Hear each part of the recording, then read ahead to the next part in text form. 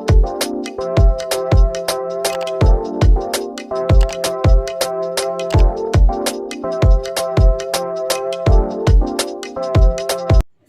दोस्तों, क्या हाल चाल। चलिए आज हम अपने दूसरे वीडियो पे आते हैं। पहला वीडियो आपको कल मिल चुका है, जो कि आप लोगों ने देखा होगा तो ठीक है, अगर नहीं देखा है तो उसको भी जाके देखिएगा। उसमें मैंने चैप्टर फर्स्ट मेजरमेंट, हिंदी में जिसे मापन कहते हैं, उसका इंट्रो दिया था। उसके बाद 8 सवाल लगवाए थे। बाकी पॉलिटेक्निक इतना टफ एग्जाम नहीं है जितना सोचा है। सब लोग जानते हैं कि नॉर्मल क्वेश्चन ही आते हैं, क्योंकि हाई स्कूल तक के लिए ग्रुप ए के लिए होता है। मैं ग्रुप ए की ही फिजिक्स पढ़ा रहा हूँ। इसमें जितना बेसिक से बेसिक आते हैं, मैं आज आप लोगों के लिए जो सवाल लाया हूँ बहुत बेसिक है। मात्रक वगैरह यही सब पूछता है। चलिए टाइम ना वेस्ट करते हुए अपने सवाल को आगे बढ़ाते हैं। बाकी जो लोग मेरा वीडियो नहीं देखे देख लेंगे, जिन्होंने सब्सक्राइब नहीं किया चैनल सब्सक्राइब कर लेंगे। बाकी अपने दोस्तों लोगों से शेयर करेंगे कि वो भी देख पाए। जैसे कि कल मैंने बहुत सारे इंट्रो में मेजरमेंट के बारे में बताया भी था। आप आगे आते हैं और कल के वीडियो में आप लोगों को बोर्ड में थोड़े अक्षर छोटे दिखे होंगे, उसके लिए समझ मेरी वॉइस पे आप लोग ध्यान रखिएगा, समझ में आ जाएगा। बाकी आज मैंने कोशिश किया है कि अच्छा दिखे। चलिए पहला सवाल है, कार्य का सीजीएस मात्रक। अब सीजीएस मात्रक क्या चीज हो गई। अब आप लोगों ने पढ़ा होगा सीजीएस मात्रक होता है एमटीएस मात्रक मतलब पद्धति, कितनी पद्धति होती है। तो सीजीएस पद्धति होती है, एमटीएस पद्धति होती है, और एक पाउंड वाली पद्धति होती है, और एक एसआई मतलब की इंटरनेशनल सिस्टम होती है। वो पद्धतियों के नाम है। लेकिन यहाँ पे पूछे कार्य का सीजीएस मात्रक। अब सीजीएस का मतलब क्या होता है, सेंटीमीटर ग्राम सेकंड। मतलब वो चीज जिसको नापने के लिए या तो सेंटीमीटर में नापा जाए, या तो ग्राम में नापा जाए, या तो सेकंड में नापा जाए, तब कार्य का पूछ रहा है। तो कार्य का सीजीएस मात्रक होता है अर्घ। ये चीज आप लोगों को एक सरसरी नजर से बस देखनी है कि क्वेश्चन आएगा, बस टिक लगा देना है, सही हो जाएगा। तो इसका पहला आंसर हो जाएगा अर्घ, क्योंकि ये सब चीजें याद करने में ही भलाई है। आप लोग याद कर लेंगे, जो लोग 10th पास किए हैं उनको 11th में इसका अच्छे से पढ़ने को मिलेगा। अर्घ इतने, न्यूटन को इतने डाय में करें, अर्घ में करें, ये सब न्यूमेरिकल बहुत मिलेंगे। बाकी सबको पता है पॉलिटेक्निक में न्यूमेरिकल आते हैं, मैं न्यूमेरिकल भी करवा रहा हूँ, लेकिन ये सब भी क्वेश्चन आते ही आते हैं। 25 क्वेश्चन में 12-13 क्वेश्चन तो ऐसे ही रहते हैं, जिसके लिए सरकारी के लिए पर्याप्त मात्रा में। अगर मैथ में आप 40 क्वेश्चन कर लें, बाकी सब कर लें तो हो जाएगा। तो आइए देखें, कार्य का सीजीएस मात्रक है अर्घ। ये आप लोगों को बस याद करना है। सीजीएस का मतलब होता है सेंटीमीटर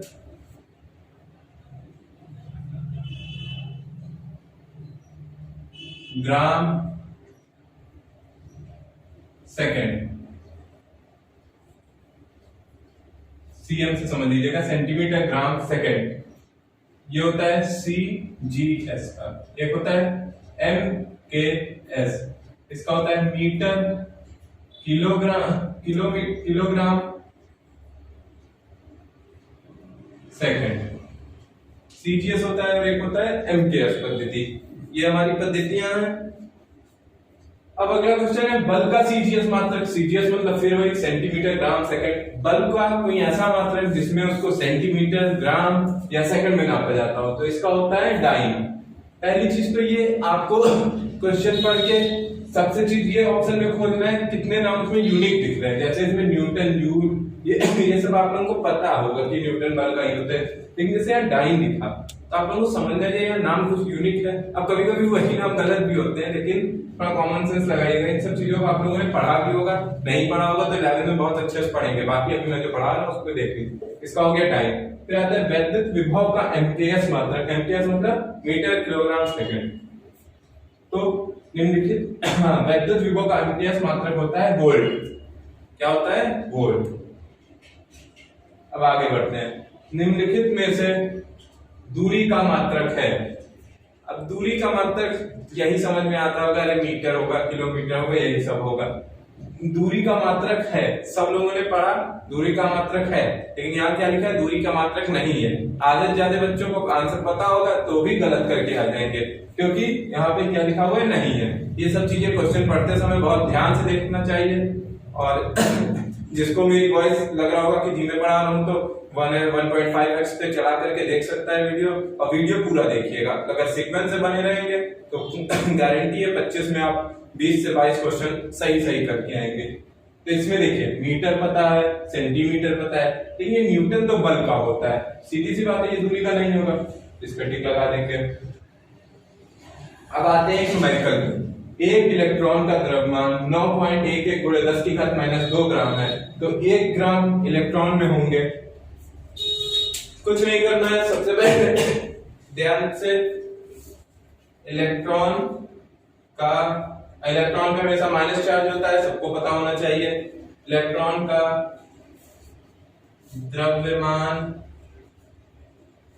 बराबर 9.11 गुणे 10 की घात -26। अतः एक इलेक्ट्रॉन बराबर 1/9.11 इंटू 10 की पावर -26। आप लोगों को पता होगा कि कोई भी अगर संख्या बटे में नीचे है और उसकी घात माइनस में, तो ऊपर जाने पे प्लस हो जाती है। तो इसके आगे का स्टेप है, यहीं पे मैं सॉल्व कर दे रहा हूं। 1/9.11 into 10 to the power minus की जगह क्या हो जाएगी, प्लस की 26। अब जब 9.11 को 1 पे डिवाइड जब किया जाएगा, तो इसका आंसर हो जाएगा 0.1097 into 10 to the power 26 answer. बाकी 10 टू दी पावर 26 आंसर हो गया। याद रखिएगा, नीचे से कोई भी पावर अगर जाती है माइनस में, तो वो प्लस में हो जाती है। बाकी जब मैंने कुछ नहीं किया है, 9.11 को 1 से डिवाइड किया है, पॉइंट लगाइए, 0 बढ़ाइए, जितना मन करे 0 बढ़ा देंगे, एक ही 0 से 9 पॉइंट समथिंग है तो हो जाएगा। ऐसे मैंने डिवाइड किया। यहाँ करने लगूंगा तो आप लोगों का टाइम वेस्ट होगा, वीडियो बड़ी बनेगी। इसको मैंने कैलकुलेटर पे कर लिया था, इसलिए मैंने यहाँ लिख लिया। चलिए अब मैं इसको इरेज करता हूँ। अब आगे क्वेश्चन, चलिए मैंने अगला क्वेश्चन नोट कर लिया। ये भी न्यूमेरिकल है, जैसा कि आप लोग जानते हैं न्यूमेरिकल तो जरूरी है ही है। चलिए आइए क्वेश्चन पर। किसी स्क्रू गेज के शीर्ष पैमाने पर 50 भाग अंकित हैं। कोई स्क्रू गेज है, उसके मतलब जो भाग है, मतलब चूड़ी वाले भाग हैं, वो 50 हैं। यदि पेज का चूड़ी अंतराल 1 mm हो, तो स्क्रू गेज का अल्पतमांक, मतलब जब किसी भी नट बोल्ट को देख रहे होंगे तो उसमें चूड़ी बनी रहती है, उसका बता रहा है कि जो चूड़ी का जो अंतराल है वो 1 mm है और 50 भाग है, तो उसका अल्पतमांक कितना होगा। अब आइए देखते हैं। अल्पतमांक का एक सूत्र होता है जिसको आप लोगों को याद कर लेना है, चूड़ी अंतराल बटे शीर्ष पैमाने में भाग। अब इसमें कुछ नहीं करना है, बस चूड़ी में अंतराल कितना 1 mm, तो 1 बटे कितने संख्या है पर भाग कितने हैं 50। अब इसको भाग कर दीजिए, 50 भाग 1, 10 दशमलव लगाया, यहाँ 0 बढ़ गया, फिर 0 बढ़ाया, 2 0 चाहिए हमें 2 0 चाहिए, मतलब दशमलव बाद 1 0 बढ़ाया तो 0 आ गया। 50 दूनी 100, 100 से 1 कट गया, तो यानी जब इसको हम काट देंगे तो आंसर आ जाएगा 0.02। बस हो गया न्यूमेरिकल। अब चलिए अगला नोट करते हैं क्वेश्चन, फिर लगाते हैं। ऐसे ही साथ बने रहिए, 5-10 मिनट का वीडियो रहता है, देख लीजिए समय निकाल करके, सरकारी कॉलेज मिल जाए आप लोगों को। चलिए मैंने नया सवाल नोट कर लिया है, और सवाल है 1 प्रकाश वर्ष में कितने माइक्रोन होते हैं। अब इसमें तो कोई वैल्यू ही नहीं दी है, तो कैसे लगाएंगे, कोई दिक्कत नहीं। इसके लिए कुछ वैल्यू हमें पहले से याद होनी चाहिए, तब फिर हम इसको लगा सकते हैं। आइए मैं बताता हूं। अब हमें पता है 1 प्रकाश वर्ष में बराबर 9.46 गुणे 10 की घात 15 मीटर, और इसकी वैल्यू पूछ रहा है माइक्रोन में कितना होता है। हाँ, 9.46 मीटर गुणे 10 की घात 15 मीटर। अब हमें पता है 1 मीटर बराबर 10 की घात 6 माइक्रोन, जिसको मैंने कल कोई सवाल लगवाया था उसमें भी इसकी वैल्यू आई थी, तो मैंने बताया था माइक्रोन मतलब 1 मीटर में 10 की घात 6 माइक्रोन होते हैं। चलिए आइए देखते हैं। अब एक पे ये दिया ही हुआ है, इसको हमें माइक्रोन में कन्वर्ट कर देना है, तो 9.46 इंटू 10 की पावर 15। अब 1 मीटर से की जो वैल्यू है 10 की घात 6 से गुणा कर देंगे पूरे को, बस पूरा क्या बन जाएगा। अभी तक ये मीटर में था, लेकिन यहाँ पे अब ये बन गया माइक्रोन में। अब यहाँ पे माइक्रोन में बन गया। सबको पता है गुणे में घातें जुड़ती हैं, तो 9.46 4 6 गुणे 10 की घात 15 और 6 21। इस तरह से हमारा ये भी न्यूमेरिकल सॉल्व हो गया। अब हम क्वेश्चन अगला नोट करते हैं। चलिए अगला सवाल मैंने नोट कर दिया।